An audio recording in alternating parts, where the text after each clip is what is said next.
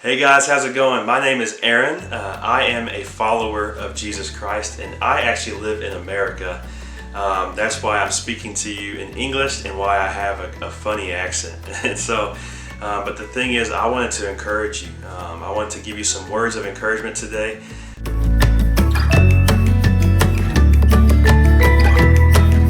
Because we live in a crazy, tough world. A world that tells us to do this, to do that, that pulls us left and pulls us right. And we're just like, what do I do? And I wanted to give you some encouragement on how we can hold strong to our faith in times of trouble. And so in Daniel chapter 3 in the Bible, so the book of Daniel in chapter 3, we see three guys, Shadrach, Meshach, and Abednego. And then we see a king named Nebuchadnezzar. And he builds this big gold idol and says,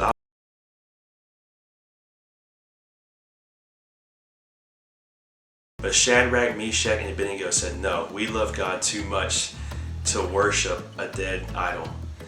And the king got really mad. So Nebuchadnezzar got so mad that he threw them into a fiery furnace.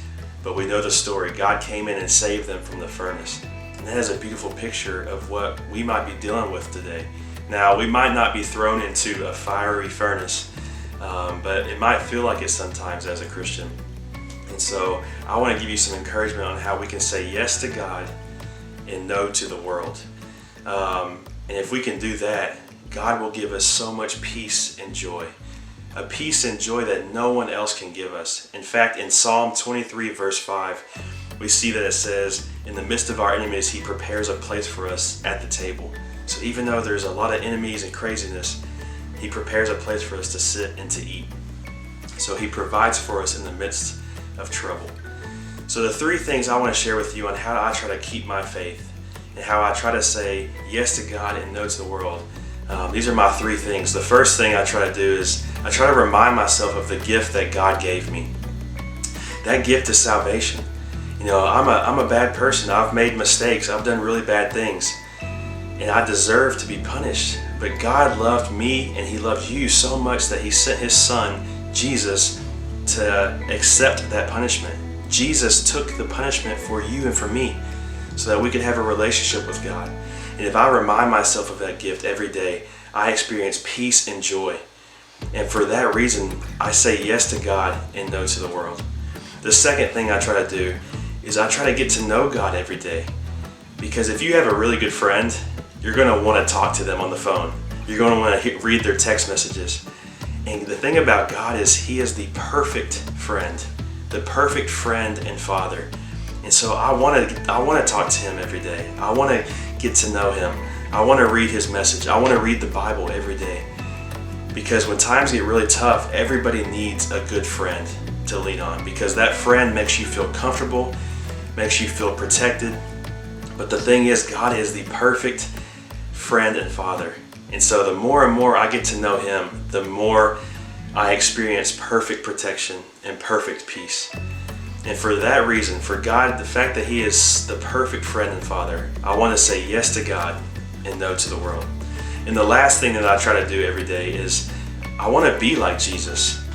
If you have a really cool friend who has a really cool hat, he has really cool clothes, you go, man, I love those things. I love that. That friend is so cool. I'm going to go out and buy those things.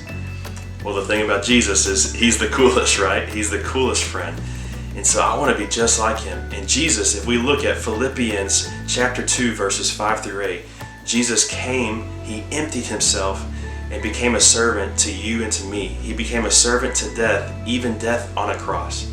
So He died for you and for me. Now, the best friends in the world are the ones that sacrifice and the ones that love. And Jesus did that. He sacrificed and He loved us. And because He is the best friend and the coolest friend out there, I want to be just like Him. And for that reason, I want to say yes to God and no to the world. The last thing I want to say is in the middle of Daniel chapter 3, we see that the king talks to Shadrach, Meshach, and Abednego, and he says, why don't you worship this golden image? It's beautiful. But Shadrach, Meshach, and Abednego say, I know that God can, and I know that He will save me.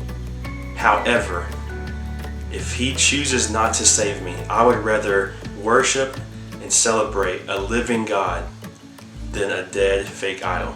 Guys, the thing is about the world, there's a lot of fake idols out there, and sometimes they look really beautiful and they look great, but they can't give you peace and joy like God can, because God is a living Savior and he loves you. He wants a relationship with you. So if we seek him daily, we will experience the ultimate peace and joy in the midst of this crazy, crazy world.